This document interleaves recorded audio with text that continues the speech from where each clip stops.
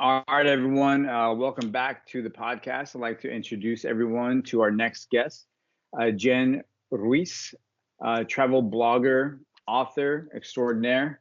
You can find her on jenonajetplane.com. But before we get into that, we'd like to go through our little gorilla gauntlet to get to know you a little better.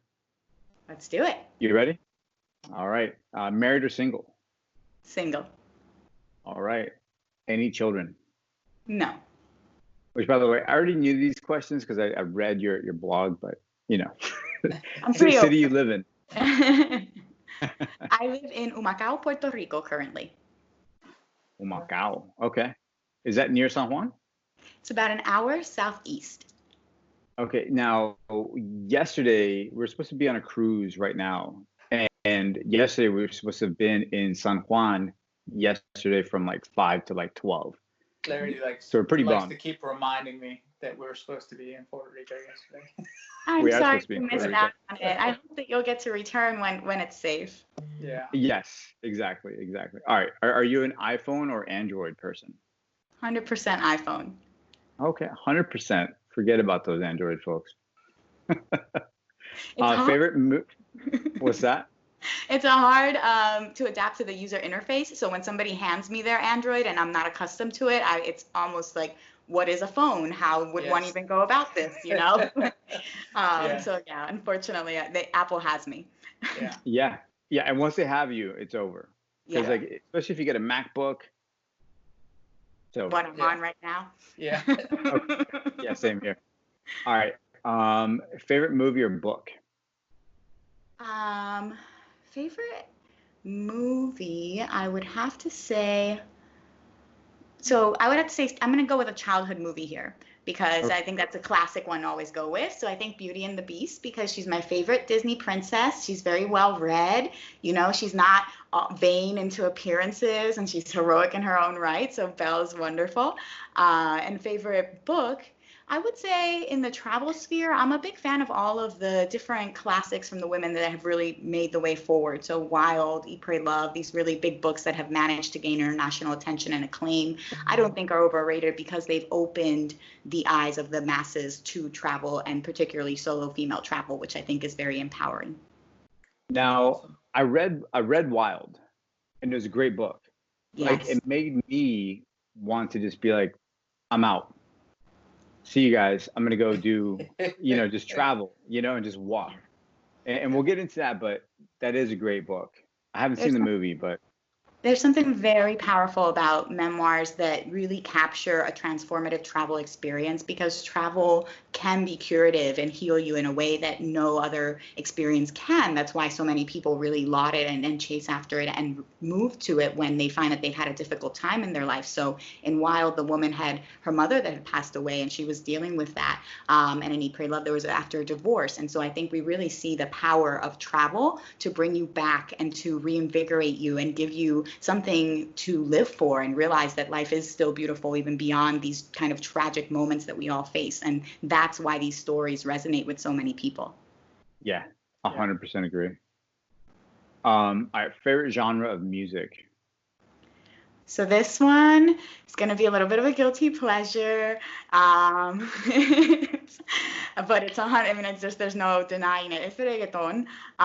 So I looked at like my Spotify and Maluma was one of the ones that I had played the most in the last year, and I have no regrets. Maluma, Ricky Martin, which isn't really reggaeton, but I love the mix of the different beats, and there's hip hop, Caribbean, Afro influences, and it's always so lively. And even now, it can really be used to make political statements with Bad Bunny that recently made it on the cover of Rolling Stone and was the first, all Hispanic cover that was put together by a Hispanic producer and shot by his girlfriend. So it's really become a movement. And so because of that, I think reggaeton has, my heart forever and ever. I'll be in my wedding dancing to reggaeton, and my funeral, I want that playing, All right. So is that what you're listening to when you're traveling on a plane, or do you not wear headphones when you're traveling on a plane? I do not, because I like to be cognizant of everything when I'm traveling. And when you're wearing headphones, you're distracted from surrounding noises. And since I travel alone, I need to be aware of who's around me, what's happening. So I mean, if I'm on a plane for, 12 hours, of course, I'm going to watch a movie. I'm going to put headphones on. I'm going to bring my own versus pay the $2 to $5 that they charge you for the ones that they hand out once you're there. But when I'm traveling, when I'm walking, when I'm generally out and about, I try to be very aware, because I want to be able to take in my surroundings and be responsive as a solo female traveler. Yeah, totally agree with you. When I travel, I used to travel a lot for work, and when I did travel, walking around town, yeah, I wouldn't wear headphones or anything like that. But on a plane, always headphones, because I just want to be like, I'm not here, right? The biggest headphones you can get. Larry always has the biggest headphones you can get, like the noise canceling. Yeah, Mm-hmm. Yeah, for sure. But like the old school noise canceling. Yeah, they're not that bad. Here's what I have. I have the Beats. Those are new, though. Those are new. Okay. It's a late edition. All right. So, reservation or just walk in? Most of the time, walk in. Walk in. Okay. Yeah. Favorite type of food, and I'm hoping it's like Puerto Rican food because you live there now. I do love Puerto Rican food. However, if I'm being truthful, so I love Puerto Rican food. I love Puerto Rican flavors, but Puerto Rican food is typically very kind of fried food. It's not the healthiest food, and it's because it's an affordability factor. A lot of diet is when it comes to public health, but you can feed a family cheaper when you feed them a lot of rice and pork versus kind of lean materials. The fish that is caught here is sold to restaurants or shipped out versus sold to the locals at an affordable price. So even though we're on an island, I'm getting fish that's shipped in from China. So, and it's really outrageous in that sense. So I love Puerto Rican cuisine, and I think that they've done a great job of being able to utilize root vegetables, things that they grow around them, to make the most and make hearty meals for the families. But if I'm being honest, in terms of the meals that make me feel like I have just had something so exquisite, but I'm still ready to carry on with my day, I would say it's actually like traditional Mediterranean food. So Spanish tapas, the jamón ibérico, like the really light tortillas, things of the sort that I think can give you in small bursts. I think if I were to live an ideal diet and lifestyle, it would be like that, eating short, bursts throughout the day of really delicious, savory dishes. Yeah, I can totally understand that. Food as well. Yeah, tapas is delicious. Yeah, it's just good stuff. All right. So, what do you drive? I have a Chevy Malibu. Malibu. Okay. Now, did you bring that over to Puerto Rico? I did, which is a whole experience in and of itself. Okay. All right. All right. Last but not least, beer, whiskey, or wine? I'm gonna go with rum. So makes sense. Yeah. You're in Puerto Rico. Yeah. Okay. Rum always treats me well. I feel like beer is very, especially for a woman, I have to be cognizant because I'm over 30 now, so it's quicker to put on pounds. So the freshman 15, the over 30 beer belly, no one likes that. So I have to be careful with beer, although it's very tasty, and I love like a good beer for lunch with a hamburger or something that it really complements it. But it's not necessarily my go-to. I will likely order a rum and Coke. I can always be assured that I will not wake up with a headache or any sort of, it always treats me very well. I know exactly what to expect. I can always, I can order a double and I can still be okay and be, and so it's just much more my style. Whereas, vodka, whiskey, those are more wild factors and you're never 100% sure what's going to happen or how you're going to feel. Right.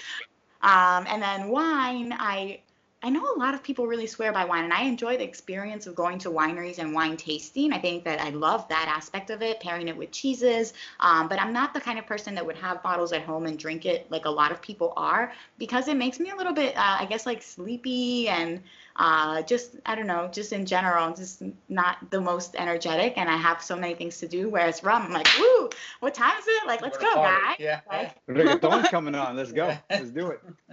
Exactly. So do you have a rum of choice? I actually would say that I've really grown to love Don Q rum, which they have here on the island. So Don Q, it's originally from Cuba, like a lot of different rum distilleries, but with everything that had happened there with Castro, a lot of them moved here. So the Bacardi factory, the Doncu factory, Ron de Varillitos, there's 5 different rums of Puerto Rico officially, but Doncu is one of the ones that has the Serralles Castle, which is associated with the family that owns it, and just really puts forth a really consistent, lovely brand that is local and that people enjoy and incorporate into the area of Ponce, which is, the Ciudad Señorial, the kind of senior city, which has all of these elegant buildings and the European influences. So, and then you have the Doncu Serralles Castle.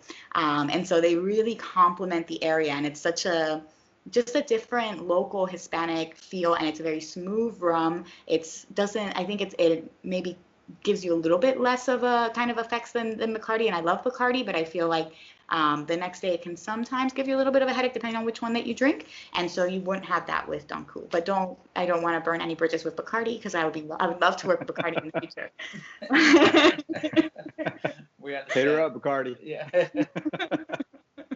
Yeah, no, I'm with you. We went to Cuba a couple of years ago, and it was fantastic. So we brought back rum, and Club Havana, or Havana Club rum from Cuba and it was crazy cheap. It was like $7 for like a 7-year, and like $12 for like a 15-year. Yeah. And it was literally the best rum I've ever had. It was just, and they sell it here, but it's not the same.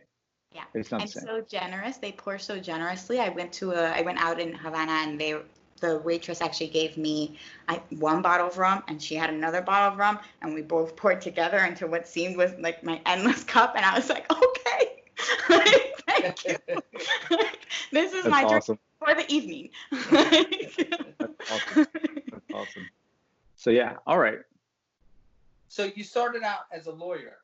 And how do you go from being a lawyer? So you go through law school, you take the LSATs, and you take all the tests, and you pass the bar and all that, and then you walk us through that.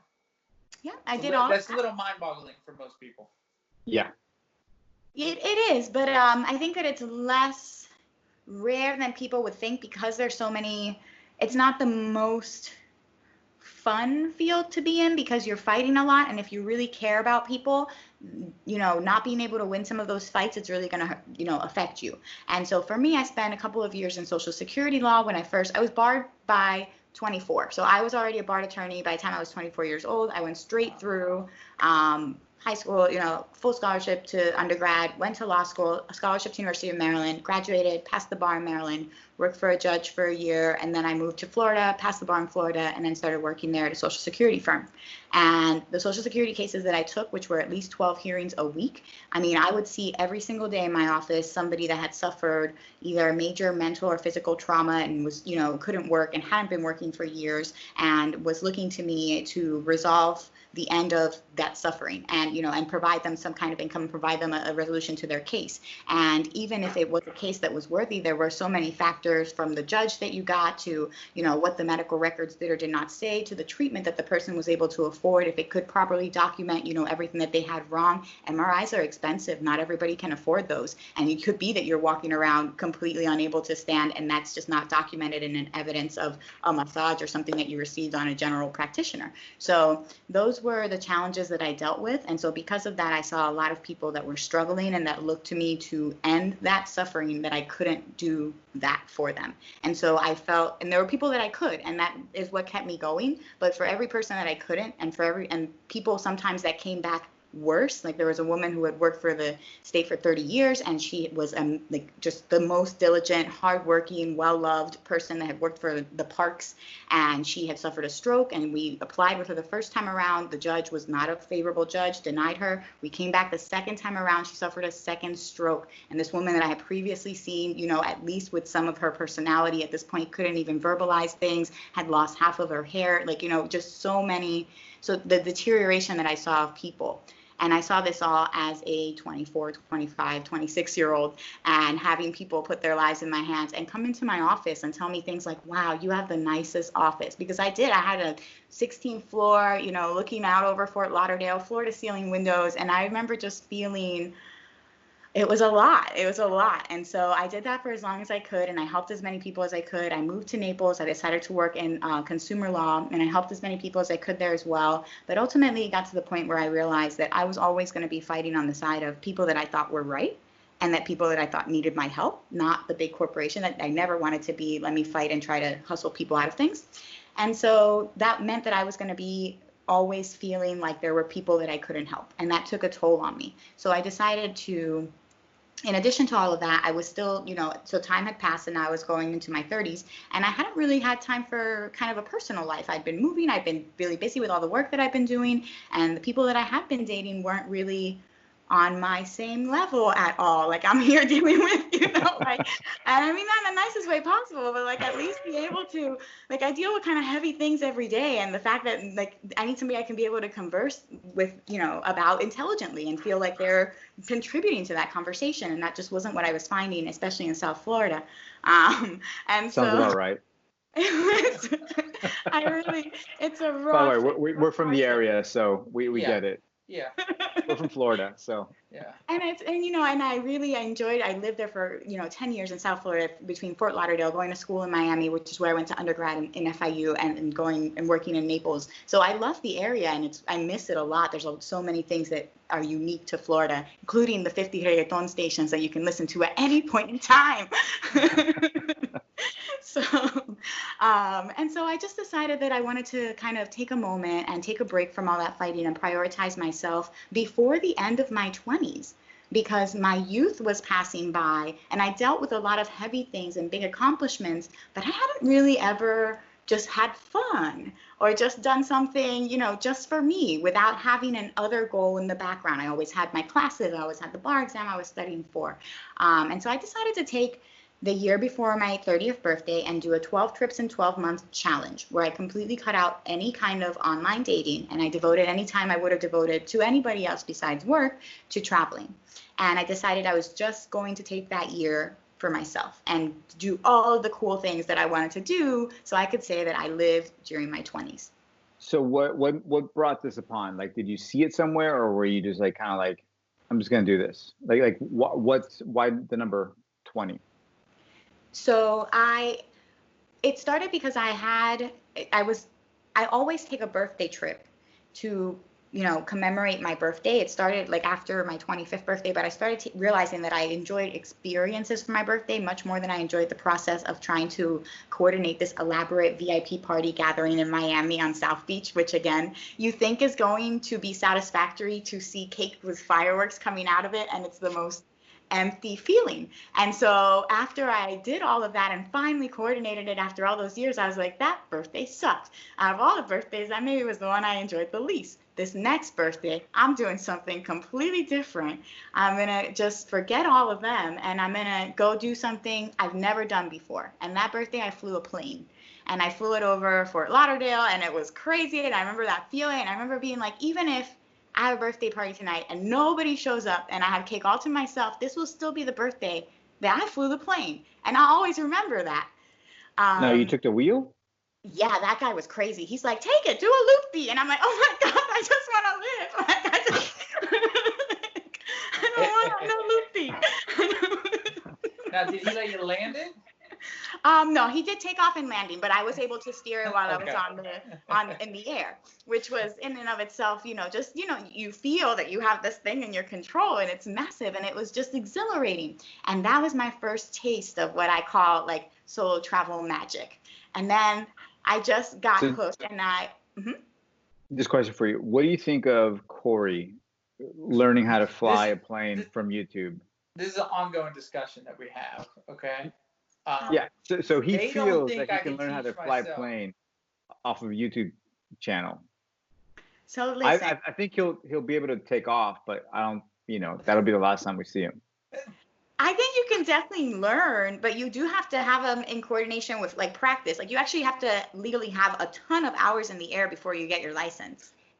Let's take the legalities out of this, okay? If you have enough property and you have enough money to buy a plane, you can do whatever you want to do, okay? Jen, that's the lawyer talking. I am not like I don't have either one of those, enough money to buy a plane or enough property. But if I come in contact with both of those at the same point, then we're going to cross that bridge when we come there, or when we get there. Then yes, I pray for your safety at that time. Okay. All right, sorry. So you did the loop-de-loop. You took the wheel, and that was an amazing experience. I cut you off. I do apologize. No worries. So I just started chasing those kind of experiences, particularly in birthdays. And so I spent a birthday where I went to Barcelona, and I had a birthday where I went to, at this point I'm starting to blend them all together. But that birthday before my 30th, I decided that I was going to go to Athens, and I wanted to see the Acropolis. And I just wanted to see the Parthenon. Let's start knocking out like really cool world wonder type places, right? That's a cool thing to see. I knew I was never going to forget that. And while I was there, I had the most amazing day. Just again, solo travel magic, which I firmly believe is when you travel alone versus when you travel with a buddy, where that person is your buffer from the world around you. They speak your language, they know you, they're comfortable for you, they have an extra everything for you. So while it's safe and amazing to experience the world with somebody, it's also a completely different experience when you travel by yourself. And when you do take that leap, it's intimidating, it's very scary for a lot of people, particularly women.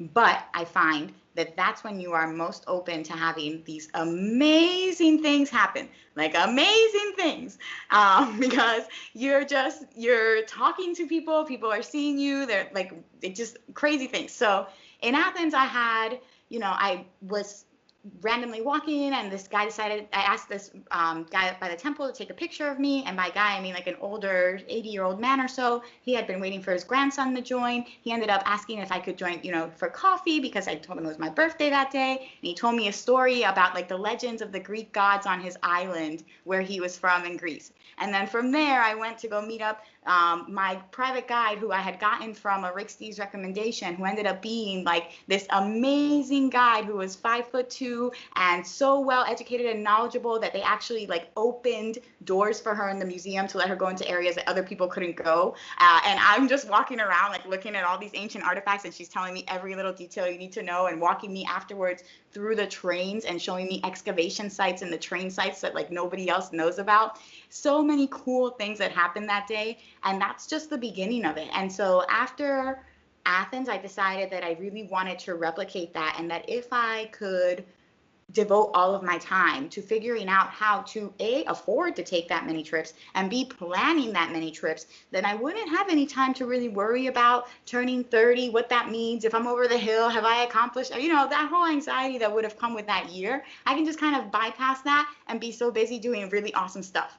And so that's what I did. Now, when you were traveling for your birthday, were you like, did you say I'm only going to do it for 2 days, 3 days, or how would you plan those out, or was it just like random?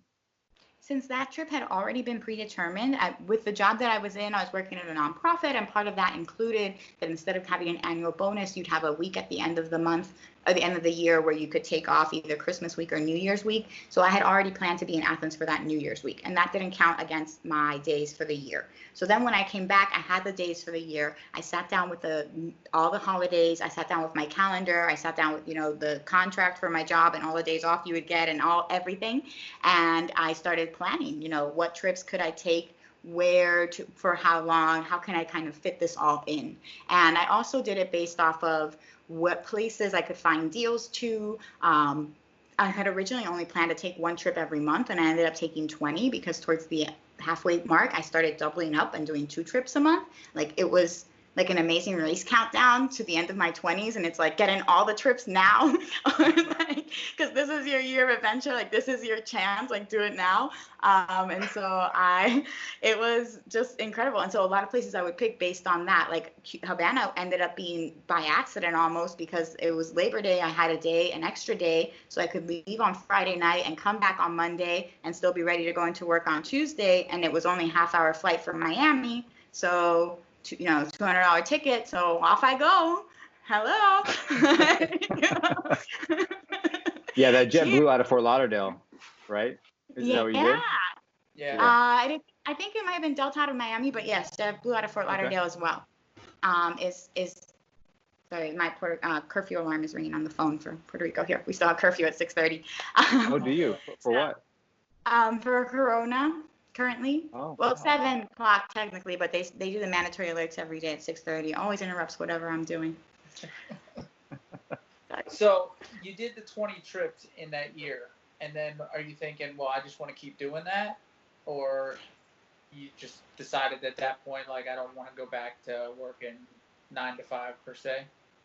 Yeah, so towards the end of that year, a couple of things had happened. First, I had been finding so many good flight deals that people were asking me a lot about how I was traveling for this, how I was affording, where I was finding all the deals. And so finding cheap flights was really the game changer for me. I would find, a $70 trip to Aruba, a $16 flight to Ecuador, a $20 trip to San Francisco. And so that's what made traveling much more affordable and just accessible for me. And so I realized that with that, I originally thought that I was going to write my transformative travel memoir book right after that, right? Like that's what I was going to do and put together a book about my year of adventure. But I realized that people were asking me for these affordable travel tips. It's what they really wanted to know. It's what I would constantly get messaged about. And one of the first things that you really learn as a digital entrepreneur is you have to give the people what they want, right? You want to be a source of information. You really want to be something of value that they want to reference and share with others. So I decided to put together my first book on affordable flights.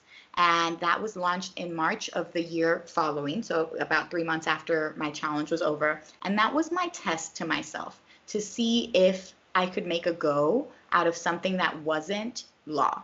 If the book would do well, if there was an audience for it, if I could really make money off of it.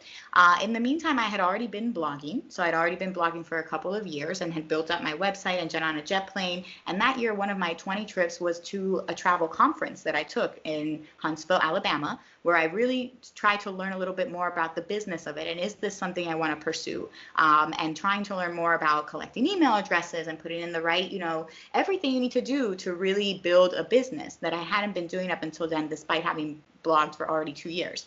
And so I had already been considering that whole year through making this transition and trying to test it out and ways I could really build a better foundation and become more than just a blogger and have a website about travel that people reference and that ranks highly on Google. Just so many things I learned that year. That's when I developed my SEO strategies. Like I had none of them beforehand. I was just writing random stuff. And there's nothing. Just, and so it really helped me. And so all of that together, I knew and I felt that there was a big transition coming. And I think I was very encouraged. The book did very well. It became a #1 Amazon bestseller in 8 categories. It won an award that year. And it just helped. It showed me that people wanted that information and that my blog could become a business. And in the meantime, I had also, third secret weapon, had been working since February of the beginning of my year of adventure, teaching English online every morning before going into work. And so I would make an extra $1,500 or so every month teaching English. And that helped give me a cushion. And I thought to myself, well, even if nothing else, I can survive off of teaching English. You're making $20 an hour. It's not going to be the best hours, but I can survive doing that while I build this business off the ground. So I felt like I had different safety nets in place that I could take a leap and give it a shot. Also, because I was 30, I had already accomplished so much and I didn't have any children, pets, or husband, depending on me. I thought, this is the perfect time to try it. I can always go back to law. It's nothing changed. I still have 2 bars, and even if anybody wanted me to explain a gap on my resume, nobody's going to pass the fact that I have a good record, that I have my old job would want me back. I don't think anybody could fault you for trying out your own business. Yeah. And if they did, you don't really want to work for them anyways. Exactly. That's a good point. That's a good point. So did you travel do you remember your? Go ahead, Larry. Go ahead, Corey. Did you travel a lot as a kid, or was this just something new as an adult? My mom was a teacher, so we often took small trips. We never traveled internationally, but we would do random things. Like we live in Pennsylvania, so we went to Falling Water, the Frank Lloyd Wright House. And I remember Falling Water as a kid, and I remember learning about the architecture and thinking how cool that like this guy built it so that a waterfall and like a thing can flow through his house. Like, this is amazing. And we went to the second highest bridge in Pennsylvania, and every summer we would have a different at-home summer camp. I was never allowed to sleep over anybody's house, and I was never allowed to go away for summer camp. My mom was super overprotective. I was the first child. I'm female. Like, I mean, it wasn't happening. So we had an at-home summer camp. She called it Mommy's Greatest Summer Camp.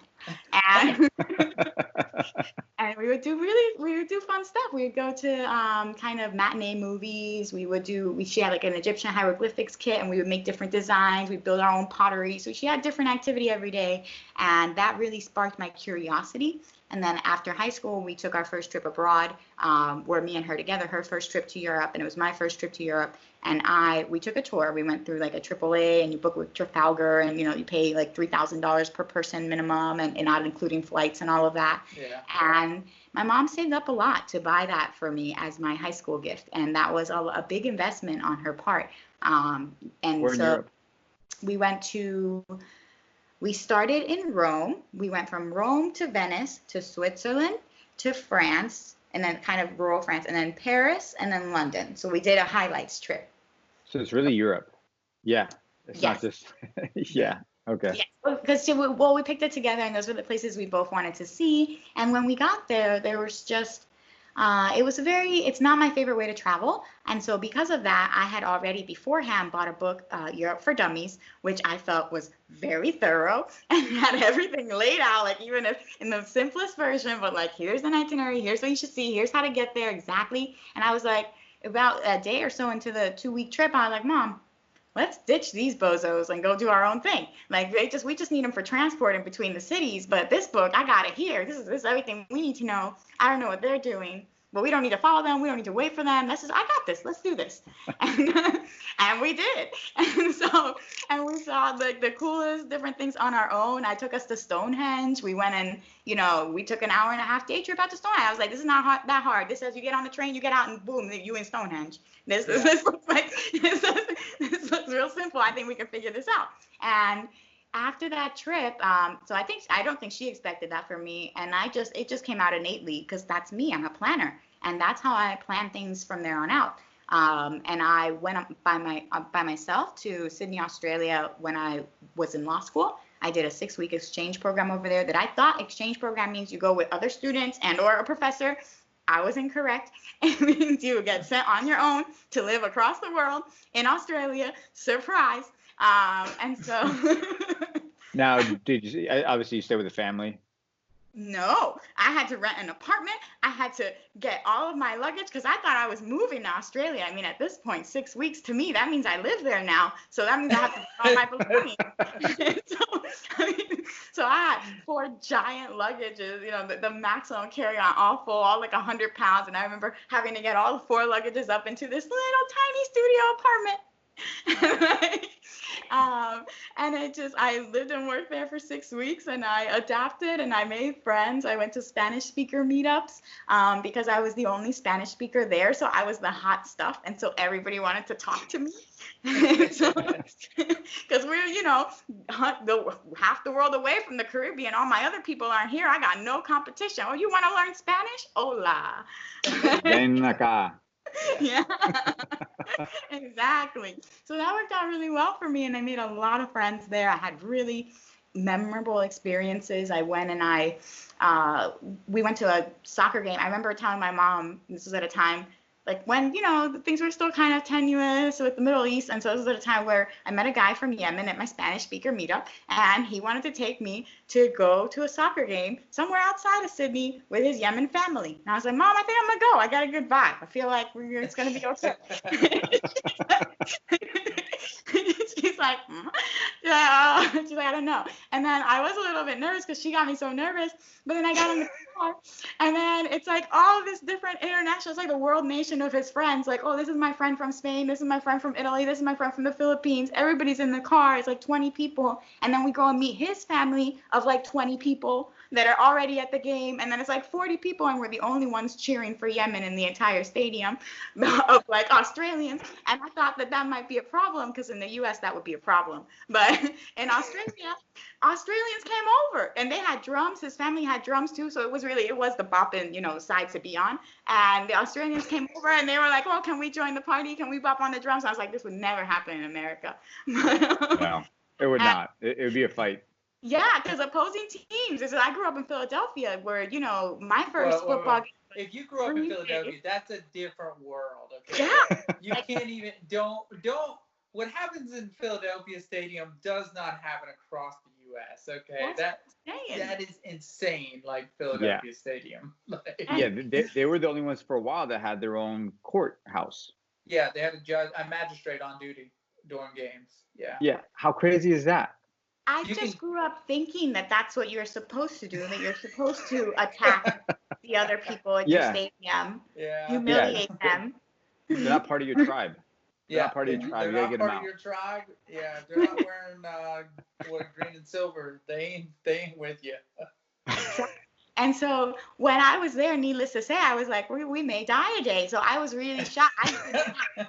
I did not readily join in. Like I went in the back to see, let me see what happens first. And then when I saw, I was like, oh, they want to like join and take pictures. And I was like, this would never happen elsewhere. Let me enjoy this weird Twilight Zone place that I'm in. And so those are some of the, that was part of how I got hooked. And so I had those experiences already before I took this challenge. Okay. Yeah. So when you decide, all right, I'm gonna go ahead and take that trip or that year, what was your first trip? Do you remember that one? Athens. Oh, it was Athens. Oh, that's right. But after that, it was Florence. So and this was a tough one because there was a lot of pressure at the time for travel bloggers to count countries, and I had already been to Italy, obviously, but I had never been to Florence, and I really wanted to see the Michelangelo and a lot of the art that was there, and just, I love Italy. So I went, and there was where I had one of my really just did not expect this to happen kind of moments, where I went and I try to find local places in my research, my extensive research. I've upgraded since from Europe for Dummies to more, evolved tactics. But I try to now you write it. And I write now, yes, it's well, exactly. So I found a place called, and I don't want to get the name wrong because there's so many places in my head now. Saint something's church, but it's on my website. And this particular church, I don't want to say the wrong name. And there's so many saints now that I have like John, Peter, Mark, and I'm like, I'm never going to pick the right one. So let me err on the side of caution and just tell you that I went to a church in Florence. It was a very small church. And then St. Mark's. I want to say St. Mark's. I'm going to go with Mark. And that's the final answer, Regis.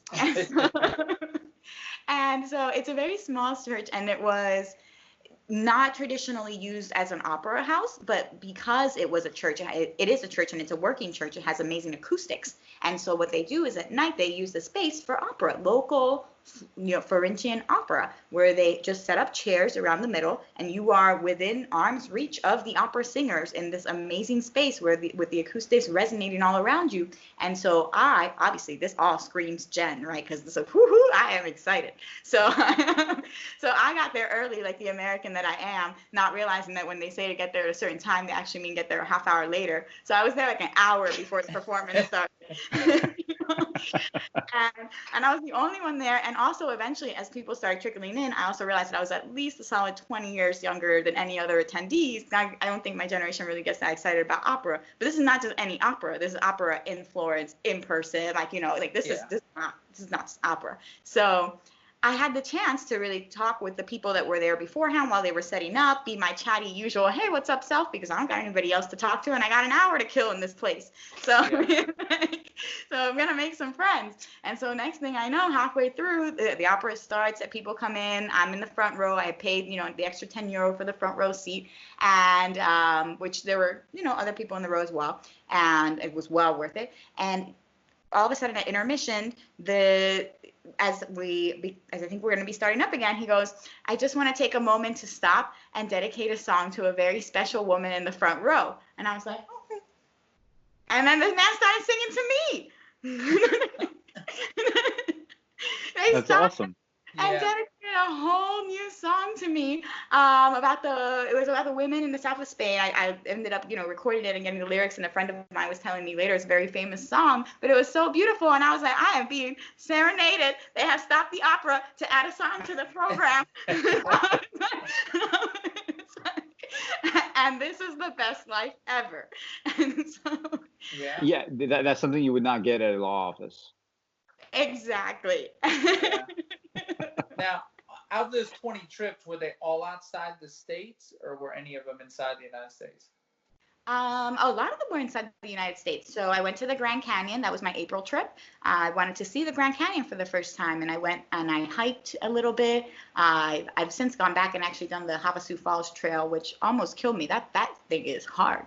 With the donkey? Practice. No, I walked it. So it was how long? The first 20 time miles.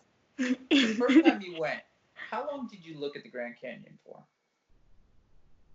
What was it like National Lampoon's Vacation, where Chevy Chase is kind of like looking and he's like, all right, let's go?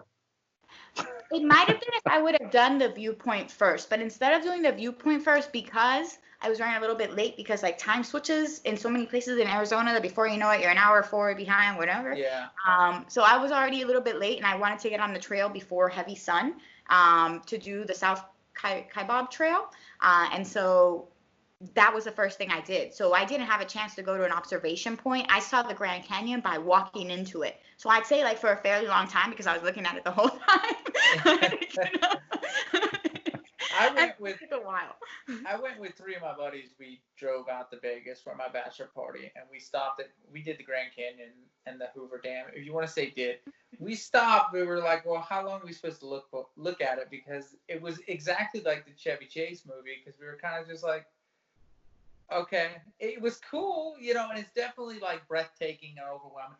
And we certainly went out to the edge. Well, 3 of the 4 of us did, while the other one screamed like like a small child at us to come back from the ledge. And then, we took a couple pictures, and we were like, all right, on to Vegas. Like it was like. But I think there's an underlying thing to that, right, Corey? Because I mean, you went to Vegas. Yeah, I mean, we were, ready to go to Vegas. We were driving from Florida to Las Vegas, so it was a long road trip. But it was one of the stops. But it was certainly, I kind of wish we would have done more, because I know there's a lot more there to do and better hiking and stuff like that. And when I go back, I certainly want to hike for sure. I understand that sentiment, and I had that because I took a day trip from Vegas to Bryce Canyon just because I wanted to see Bryce Canyon and the unique figures. It's unlike any other park, the hoodoos and everything. But I didn't feel like I really experienced it because I went and I took pictures of it, and it was really beautiful, but I never got to go in amongst it. I didn't really get to spend time there. And so I get that. I think some areas of the Grand Canyon are doing a better job of giving you reason to stay for longer. So particularly Grand Canyon West Rim, that's owned by the Hualapai tribe. They have put together now the Skywalk. They were the ones that funded that. So they have that kind of, and they have a museum that's attached to it. So they have kind of more reason to stay. They also have like an old town village that you can go to. So they're building out their own attractions there on the land that's designated to them as part of the Grand Canyon. But so I think that if you really hike and get in there, it's the best way to experience it. But it's also not for the faint of heart, and I wouldn't recommend doing it. I recommend doing it like if you know you're doing that and then finishing with Vegas, but you have to have because there's nothing like Vegas after a long hiking trip to just be like luxury, all the alcohol, like it's just like yes. Yeah. I really want to raft. I want to do like the week-long rafting down the Grand Canyon. I'd like to raft for the week. That actually probably the next time I go there would hopefully be a rafting trip. That sounds amazing. You should definitely do that. I didn't know that was a thing. Yeah. Well, they offer one day trip, but you got a helicopter in and a helicopter out, and it's very expensive. I think it'd be fun. It's really expensive though. I'd rather just take a week and do the whole thing. Yeah, I'm with you. So now when you decided, all right, I'm gonna go ahead and just quit law, what was your parents' reaction? So surprisingly, my parents were very supportive. My mom, again, the educator, so she actually she went and advanced from teacher to dean of students to vice principal to principal, and she quit principal to be a teacher again because she was like, I don't even like all these administrators. This is too much. Like, I just want to be happy. I actually just want to teach the children. And then she quit being a teacher to start her own preschool. So after 40, she completely risked all the life savings and everything, retirement, and to put everything into a business. So she understood that. And I think she just was supportive. Also, I've never needed much hand-holding and or supervision. She said I was the only, like, she's known a lot of students, obviously. She's like, you're the only student I've ever known that you just leave them for hours and you come back and they're still on task. Like, she's like, I've never seen anybody like that. And she's like, she never had to sit there and tell me to do a science project. Like, I just leave 4 hours later, like, my science project is done and I'm still there doing everything. Like, so I've never needed hand-holding. It's more, she was somebody to encourage me, because when the change, like, I felt the shift coming, and it was towards the end of that year where I was like, something so big is coming, and I feel like I have two paths and I can walk one or the other, and I know which one I want to, but like, it's the scary one. And so she was the person that reassured me. She was the one that told me that no matter what, I would always have, a safety net, that I would always, worst case scenario, I can always come back home and live with my mom, worst case scenario, my mom would always leave anything that she had to me. Like, she really wants me to feel like I have enough safety that I can pursue my dreams, because as, a Puerto Rican welfare child, she never had that ever on her own. She paid everything herself. She was the first person in her family to go to college. I'm definitely the first person in my family to go to law school. So she's made a very cognizant effort to give me that comfort of knowing that I'm okay and that I don't ever have to care for her, right? That I'll be okay. And so I think that has emboldened me in so many ways to take these risks. And I know not everybody has that, and I'm very lucky to have that. Now, what would you say to people who want to try to do that right now in the middle of a pandemic? So I think now is the best time to take a risk, right? Because you have little to lose. Like, you're already kind of working at home. There's a lot of authors who write their masterpieces when they have a surgery or something happens where they're bedbound, and then they don't have any other option but to sit there. And right now we don't have any other option, but to be indoors, or but to be working remotely. Some people not working at all if they've been furloughed or whatever the case may be. So this is the perfect time to take a risk and to try something different, because you don't lose anything from it. And you'll always wonder what if you don't give it a shot. I mean, I definitely was nervous going into blogging. It was a lot of prestige that I was losing. I had spent years of being able to respond to the question, what do you do? And get a reaction like, an instant change in the way I am perceived. Instantly. What do you do? I'm a lawyer. Oh. Yeah, always. And then all of a sudden it was, what do you do? I'm a blogger. Oh. Yeah. And so it really became important to me, just to know that I could pursue these different things and that I could find the same kind of status and success, even if it wasn't something that was readily apparent, right? Because you do have to work. You're not going to start the expert in any field that you start off in. If you start an online store, you're not going to start off as Amazon. If you start, in a rental place, you're not going to start off as Airbnb. Uber didn't start off as anything that was credible until it became Uber. I remember 10 years ago hearing somebody rent an Uber in DC, and I was like, what are you talking about? Why don't you just get a taxi, you weird person? So, you don't ever become that person. You don't ever become that idea. Your idea can never grow to that point until you really take the time to develop and pursue it, understanding that it's not going to be perfect along the way, that that's a final product that you're looking at, and that to get there, there's a lot of growing pains. And so I relate this to the same way where people hesitate to write a book, and because they think their book needs to be the end all be all, opus magnus of their life, and that's it. And really, that's not the case. These Eat, Pray, Love, these wild books, these were not the first books that these people have published, the third, the fourth. You get better as you go along. So the longer that you wait thinking that you have to have perfection before you release it, the less chance that you'll ever actually reach perfection, because you're not trying, you're not practicing, you're not refining, you're not growing your skill set.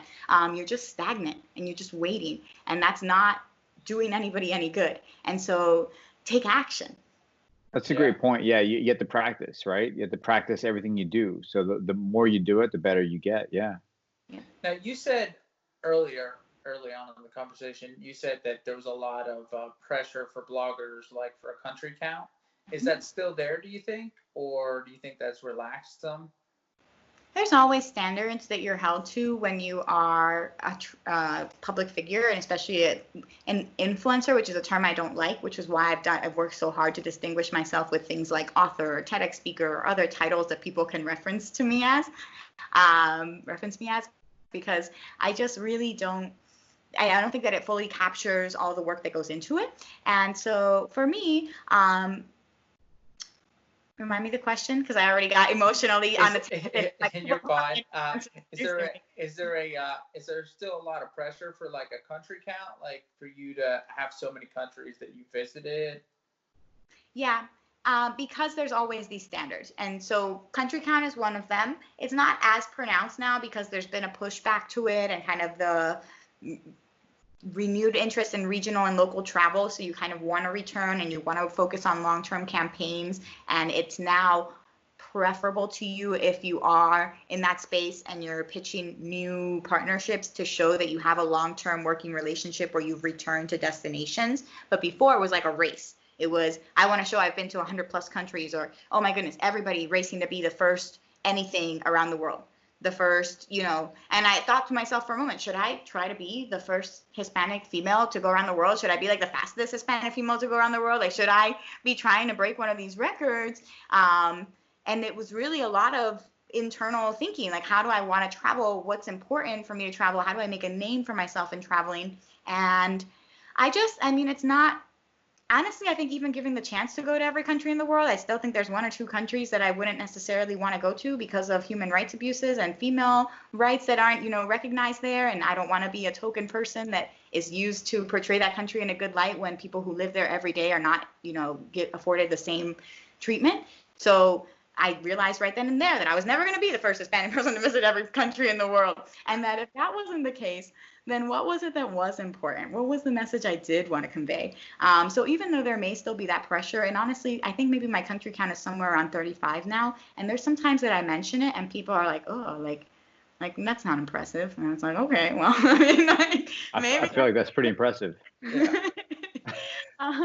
But because people want to find a distinguisher or a comparative in everything. And for me, that may be the case. And so maybe I've gone to that many countries, but what have I done? Like, I've gone into a volcano, like I've swung off the edge of the world. Like I've done like really cool stuff. I've dived underwater museums. Like I've seen koalas and kangaroos and touched them firsthand, before everything that happened with the bushfires. I've done all these cool memories that I have. So for me, it doesn't matter necessarily. A lot of those cool memories, are in Mexico, the underwater museum, the pink lakes, the ruins, the Mayan ruins, like so many cool things in one country.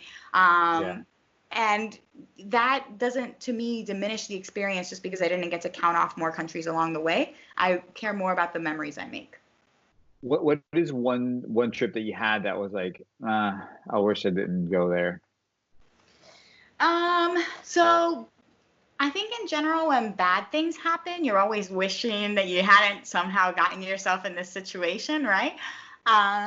So I've had, like, on one of my Mexico trips I got there and there was a storm that was there the whole time I was there. Like, literally started the day I was there and ended the day that I left. So it ruined all of my plans. And I remember thinking, like, I wish I hadn't been here. But that was actually how I ended up at the underwater museum. I had not gone there with any intent of doing that. I had actually gone with the intent of seeing whale sharks. And because you either see them in the Philippines or Mexico, and it's really the most common place to see them. And you can only see them during July in Mexico. And I had timed my trip for this, and I wanted to knock out whale sharks from my list. Swim with whale sharks, check. The storm completely ruined that. All the whale shark trips were canceled. And I remember just being like, well, this sucks. I came all the way out here. I already kind of had a bad experience in Cancun before, so this was a redemption trip, and it wasn't really working that well. But I was very determined, so I just called down a list of people one by one until somebody answered the phone, and then a random shop answered the phone, and they were like, yeah, we're here. If you can get here, before this time, sure, we'll take you out and do something. And I was like, challenge accepted. And so, like, I went out in, like, the rain, and I got away to get to the ferry, to get to the other side of that island in Isla Mujeres. And I got there, and it was a bunch of men that were just eating lunch and watching a soccer game on TV. And they actually had to turn off the soccer game so that I could watch the Patty diving instruction video, because I don't think anybody thought I was going to make it. And so I was like, So they were really happy. They were surprised. I was very apologetic, right? Because I was like, football, people, sports fans, this is the opposition coming in. They're gonna kill me. Another place I died. And so what were you like? Lo siento, lo siento. Yeah, I was like, no, perdón, like, no es mi culpa no verlo, si puedo hacer otra cosa. But they were very kind about it, and they let me have at it. And they were not one of them made a peep like it was any inconvenience. They were actually very gentlemanly, and they were like, please do not apologize. Go ahead, of course, we're here for you. A la orden, lo que sea. And so I watched it for 2 hours. I had a mini PADI training because I wasn't PADI certified, but with this, since it's a shallow enough dive, it's about 70 feet, you don't need the full training. So I went and we did like an exercise in the pool, made sure everything was good, and then boom, next thing you know, I'm a scuba diving. Wasn't what I thought I was going to be doing, but I have a tank and I'm going down and it's really cool, and I got to see statues underwater, and I redeemed that day. Well, at least for the time being, and then afterwards I lost my wallet. So things happen, but So you lost your wallet in Mexico? Yeah, but then somebody had found it and they brought it back to me. So that's what I'm saying. Like, there's a song that's called like Good Luck Jack or something like that. It's also like a poem, and it's like, so is it good luck? I don't know. It may be good luck, it may be bad luck. Only time will tell, right? So what you think is bad luck at the time, you never know how it's going to turn out. So I've always had experiences, definitely had more than one moment, definitely at the moment where I realized my wallet was missing and that I couldn't find it anywhere, and I kept dumping out my bag over and over again, like if it was the Barney bag and it had a secret part, that I hadn't been aware of, and it was just gonna come out again, and it just didn't. And so that was not a good moment, and that was not a good look for me. And people actually, so I guess I look kind of crazy. And also, you should know that in extreme humidity, my hair gets very curly. And then I may or may not have looked, very flustered. And when I get flustered and I sweat a lot, and especially when I get flustered, I was flustered, my hair was very curly. I look like a crazy person, and I'm putting a bag in and out over and over again. So people started to donate money to me. Like if I was a homeless person. That's how I got back on the ferry. So it was a very interesting time. So are these times where I wish that I wasn't here right now? Oh, most definitely. Most definitely do. I wish that I was anywhere else but here right now. Yes. Yeah, but that whole experience is easily like one of your better stories, probably, right? Like that's what I always think of, is like when I run to a bad situation or things didn't go as planned, but then something magical happens because of it. Like it's the best story ever. Yeah, actually, me and Larry say that all the time. We say good news, bad news, who's to say? I'm sure it's based off the same thing you were talking about, an old proverb or a poem, And the way I've always heard it is an ancient Chinese, proverb, is good news, bad news, who's to say? And you don't know what some little piece of bad, something that happened might end up being something great, Exactly. And exactly to your point, Larry, even if it's not, you still have a really funny memory, at least, a year or two down the road. Once there's enough time, it becomes funny. Yes. Yeah. Yeah. You just have to let that time pass to be able to look at the humor about it, right?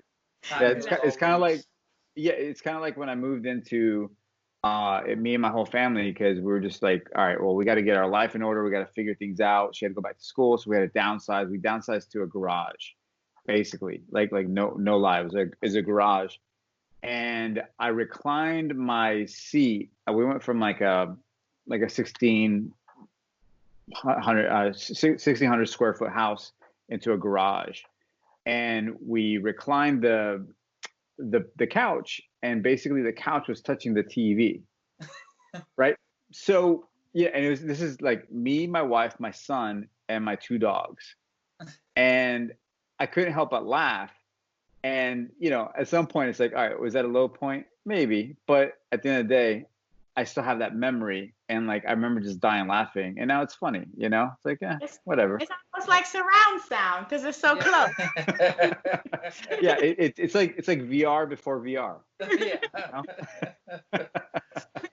So what made you move out, right? So it sounded like you were in the States, you were in Florida a lot, and then you moved over to Puerto Rico. Was it the mofongo? It is definitely the mofongo. It's partly what keeps me here. But also just Puerto Rico has some really good policies for digital nomads, people that are based, entrepreneurs, things of the sort.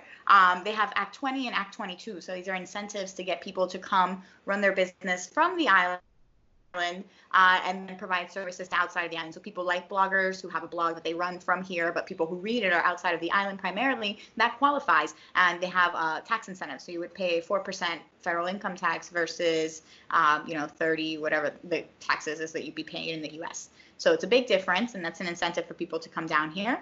Also, as an adult, I really wanted to revisit the island and come back and see it, from a different perspective, not just visiting family as a child, but really living here, really having my time here, and experiencing it. And I'm very grateful that I grew up where I did, because I've realized that there is a stark difference in the mentality of somebody that grows up on the island and the mentality of somebody that grows up in the US. So, and I think there's a lot of pushback from that here in terms of like them not needing people to come in and fix things either, or be as capitalist. But there's so many opportunities that are being lost by locals to maximize their revenues by not having online income streams. So I recently started a nonprofit here that wants to help existing people, existing entrepreneurs and storefronts manage to get their products online somehow, so that they're not dependent just on the foot traffic. And so that if a natural disaster occurs, or if their foot traffic gets lessened, they can still make money with their same products and their same things. And there's a lot of different companies I've been working with here,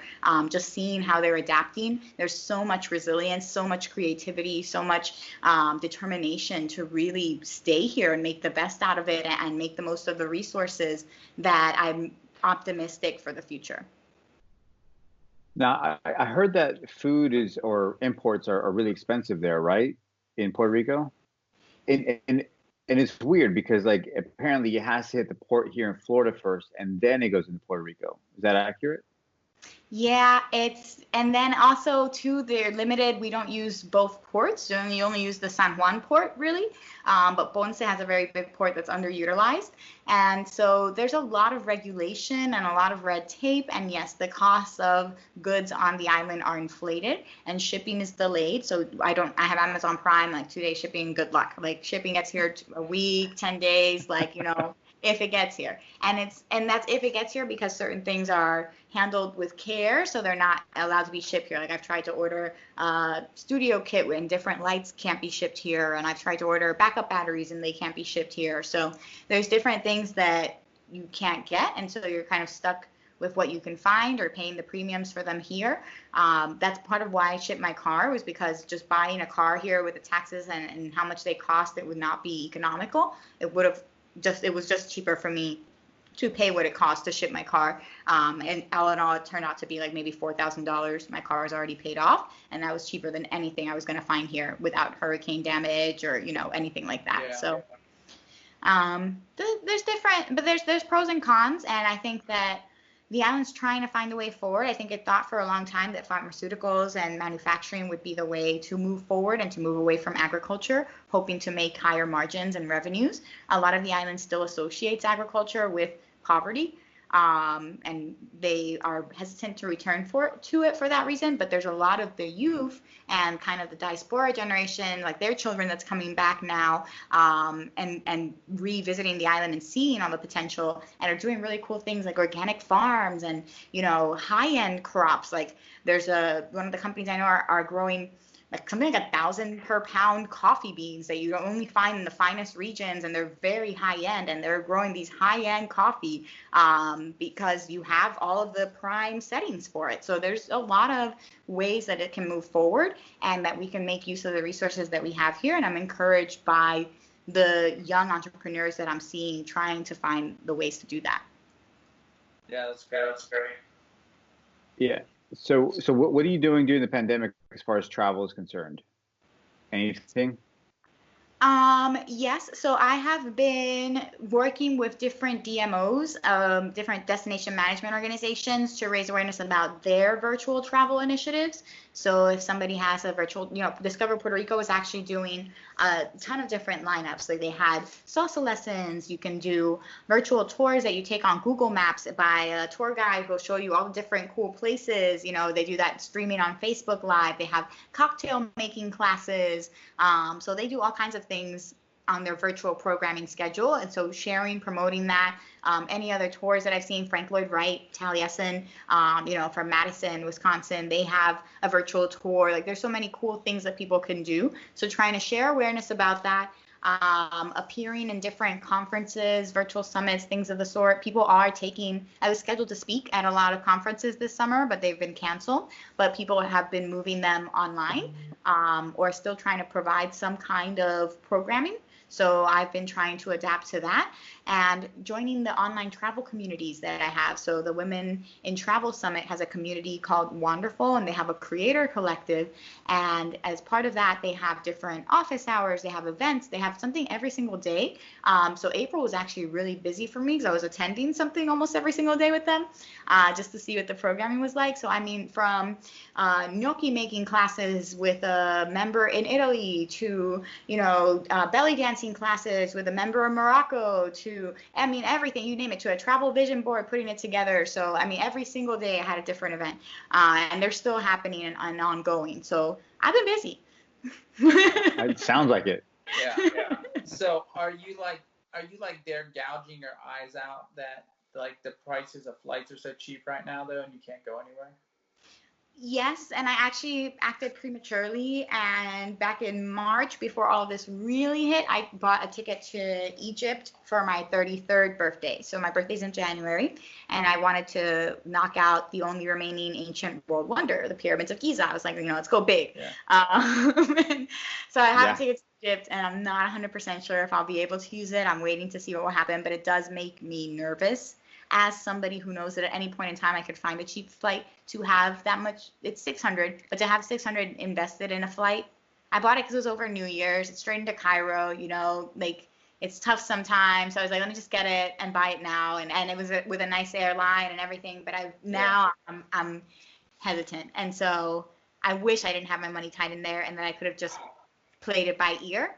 Yeah. But if you cancel versus the airline canceling, you're not necessarily entitled to a refund. So I'm waiting to see what happens. I gotcha. But do you think by January you'll be back traveling yet? I hope so. What's your personal opinion?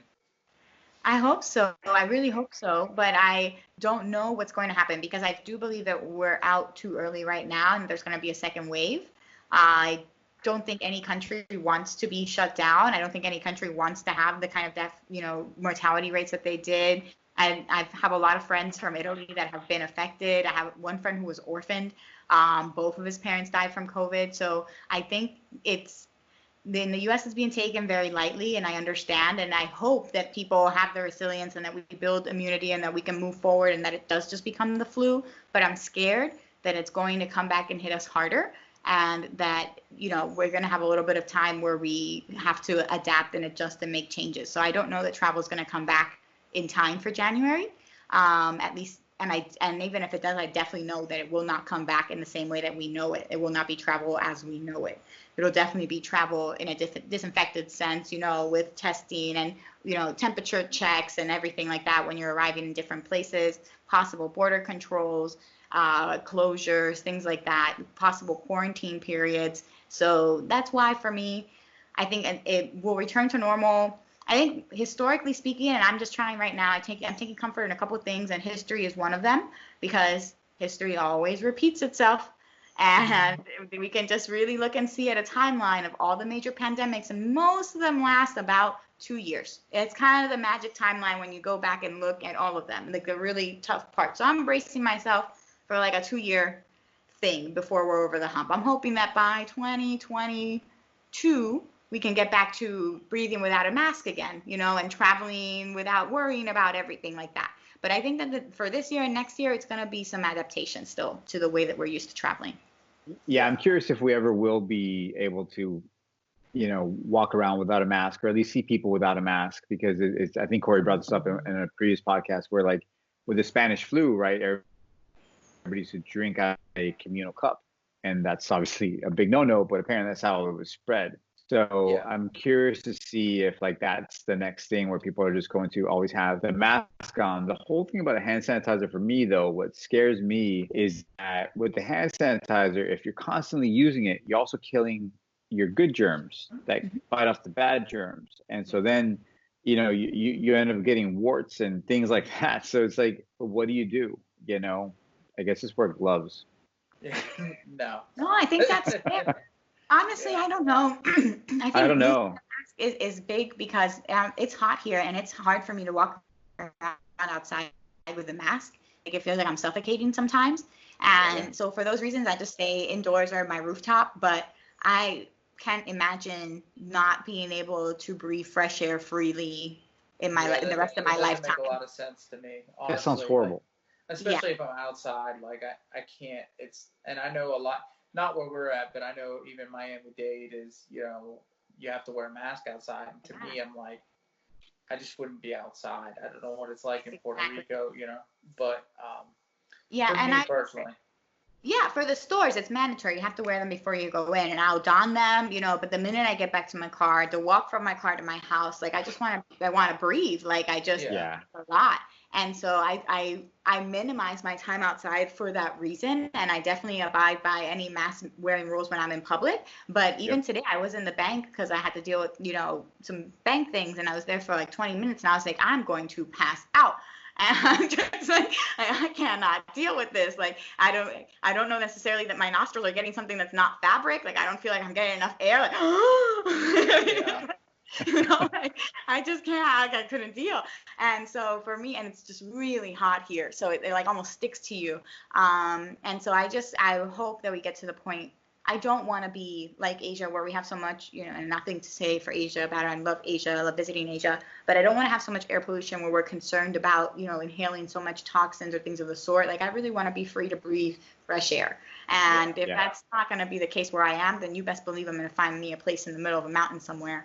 And that's where I'm moving. Boise. Everybody moves to Boise. Yeah. Exactly. All right, so when all this is over, besides Egypt, where's the place you want to go?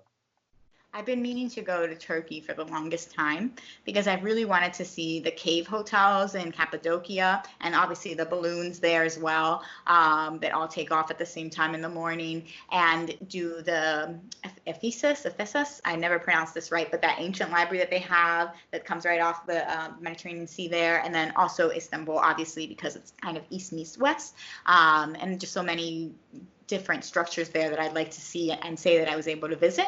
So that's been on my list for a long time now. I'd say also growing on the list too is Japan, which I've hesitated up until now because I feel like I knew a lot of people that really loved anime growing up, like to an obsessive point.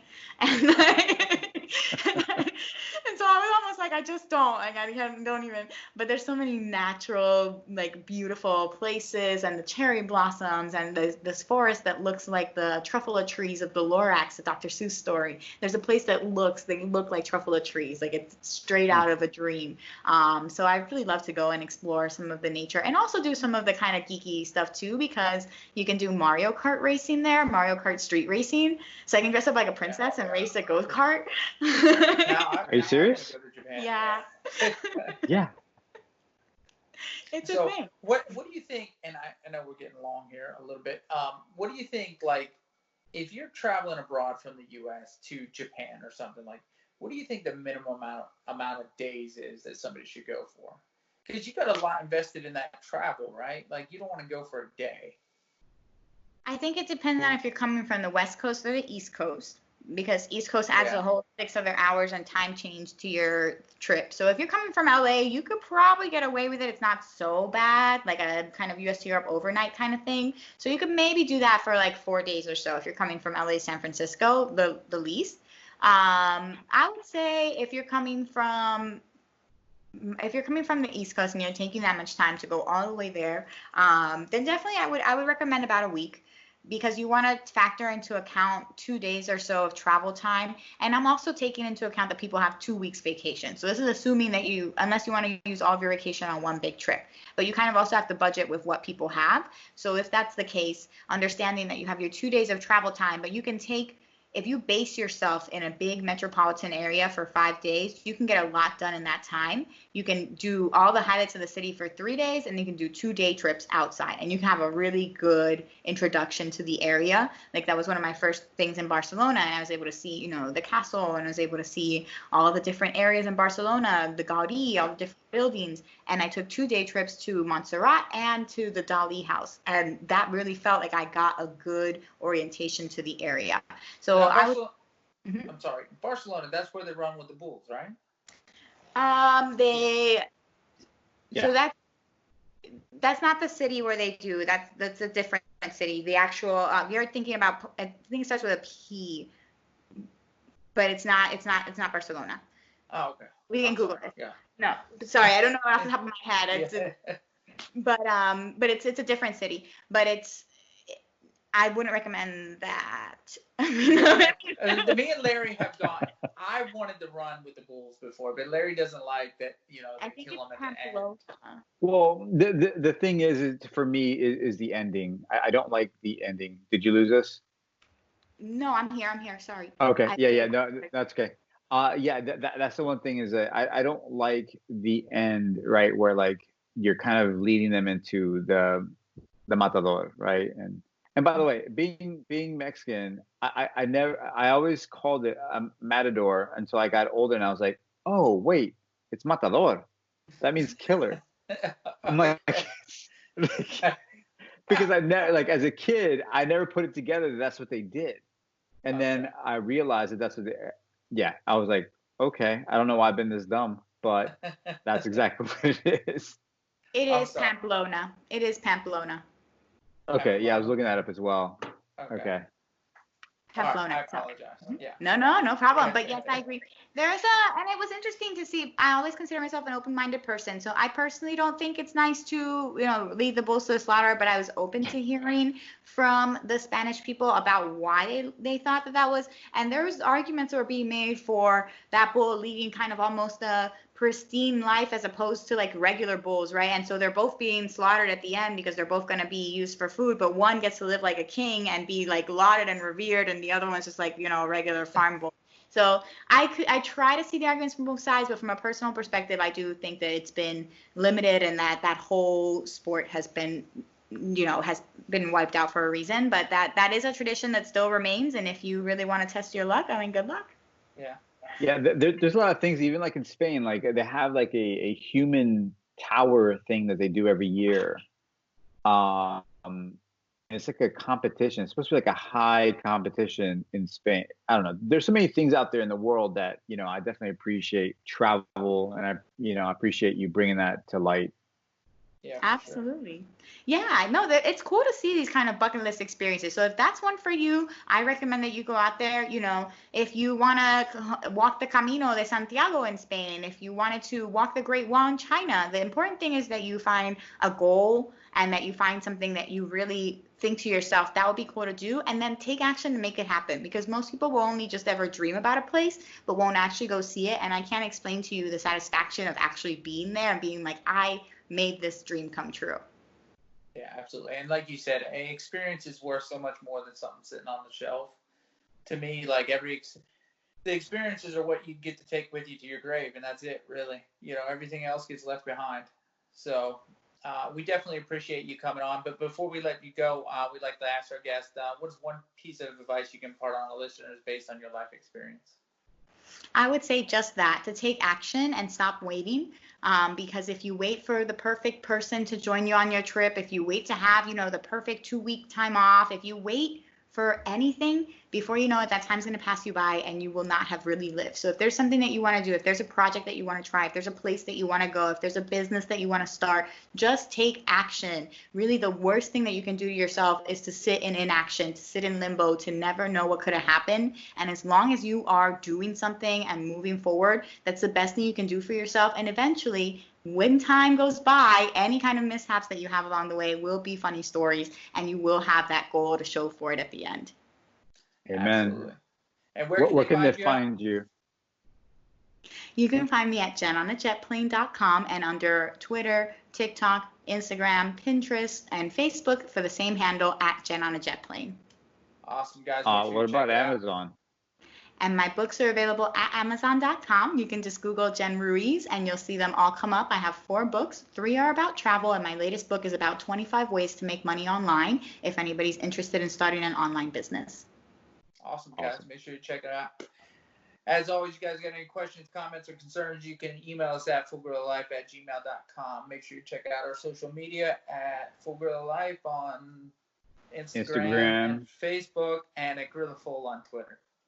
Yep. And please hit subscribe on your podcast app of choice, ladies and gentlemen. Oh, yeah. And visit our website, fullgorilla.life. Adios, ladies and gentlemen. Later.